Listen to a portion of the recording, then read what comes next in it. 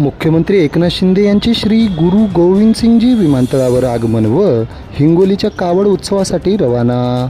याबाबत सविस्तर वृत्त असे की राज्याचे मुख्यमंत्री एकनाथ शिंदे यांचे आज सोमवारी दुपारी 4 वाजता नांदेड हिंगोली जिल्ह्याच्या दौऱ्यावर आगमन झाले असता श्री गुरु गोविंदसिंगजी विमानतळावर त्यांचे भव्य स्वागत करण्यात आले आहे।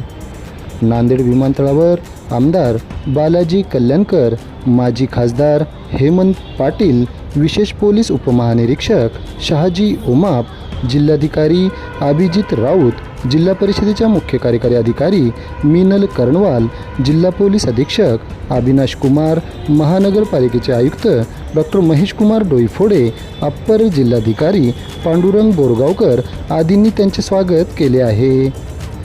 यावेळी त्यांनी उपस्थित मान्यवरांशी संवाद साधला। पोलिसांनी मानवंदना दिली असता त्यांनी पोलिसांची मानवंदना स्वीकारली आहे।